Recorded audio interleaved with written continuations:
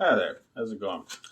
So, have you ever you're driving down you're driving down the car or you're driving to work or you're at work. Say you're working um at like your job or whatever or you're driving to or from work. And then all of a sudden you hear your favorite song on the radio um, play out for you. And you start to groove and you start to move along to the rhythm and dance to it and everything. You sing and you dance and you move to the rhythm of the tune. So, you ever wondered why that is or how that affects you? Well, that's what I'm here to talk about with you today because I'm here to talk about musical therapy and how that applies to mental health. So, when it comes when it comes down to it is what is it about musical therapy that affects us as humans, affects us with different types of emotion, and makes us feel the way that we feel. There's got to be some explanation to that, right?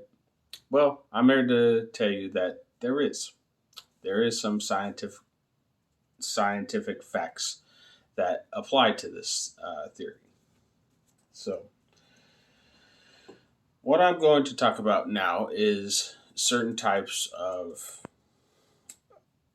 modulations and how psychology plays into factor of musical therapy as well as the origin of it. So the modulation musical therapy ties into five levels of modulation. They are the modulation of attention, emotion, cognition, which is musical memory, behavior, and communication. Because all of these factors play a big key. Attention, music grabs your attention. When you hear the song come on, you automatically recognize it and your full attention goes onto that specific song playing. Emotion plays another big factor in this. Um, you might feel good or sad or mad or any other or different other types of emotions based on that specific song.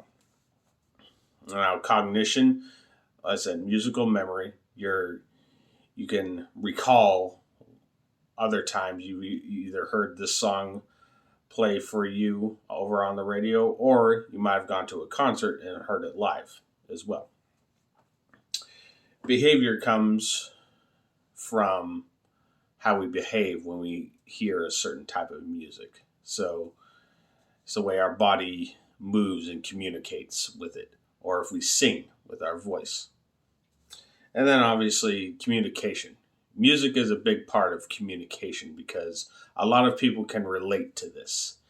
Music is the universal language, after all. A lot of people can relate to different types of music based on communication. So, the psychology of music. It's the function of music for either a person or mankind. How either as the person how the person functions and how mankind functions based on different musical theories. And it also deals with auditory perception and imagery. We see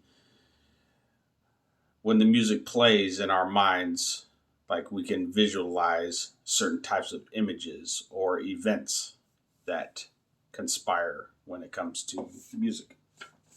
So there are lots of genres to the band. There's a lot of and each music genre affects the individual differently. So, say as one person might be able to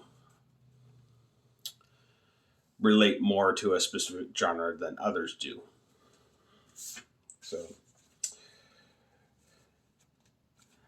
Then comes psychology patterns. Now, most people will listen to music nowadays because of its easy access. A lot of people have easy access to music nowadays, so it's not hard to find any type of music at all versus like a streaming service such as Spotify or YouTube or sites or musical sites that offer the um, music digitally as opposed to vinyls, CDs, and cassettes. And the choice of music genre affects the individual's their own personalities, so to say. And three music is a lot. There's a lot of it's emotion based, to say the least. So, and as far as me personally, I enjoy I enjoy listening to all types of different music. My least favorites are country and rap. I'm not real keen on those, but I do understand the appeal that it gets. Now, my um, my favorite genres when it comes to music is rock and heavy metal. So these are some the big popular band right here, Black Sabbath's Paranoid. Great album and great band as well. Classic band that's been around for a long time. And another cool example is this band called Marillion. It is a British neo progressive rock band, and not many people know about Marillion, but it's still great music nonetheless. And it the way the emotions make me feel is it's it's almost like therapy. Like whenever I get stressed out or anything like that, I listen to this type of music, no matter how loud or heavy it is. It relaxes me. It calms me down, and that's another thing that is a common myth. You know, a lot of people don't like this type of music because it's loud, and a lot of people think it's loud and too aggressive to be that type of sound. But if it's for people like me that are into this music, then it could have a much different effect. It could be like therapy and relaxing to people that actually enjoy this music. So, in conclusion, that is my points of how music therapy plays a part in mental health because it really does. Um, Music is mainly emotion based. There's been plenty of studies and facts where doctors have used patients to study musical therapy on, whether it is introducing them to a specific type of music or playing them some type of instrument. There's all these different factors that come into play when it comes to musical therapy and mental health. So I hope this has been informative. Thank you.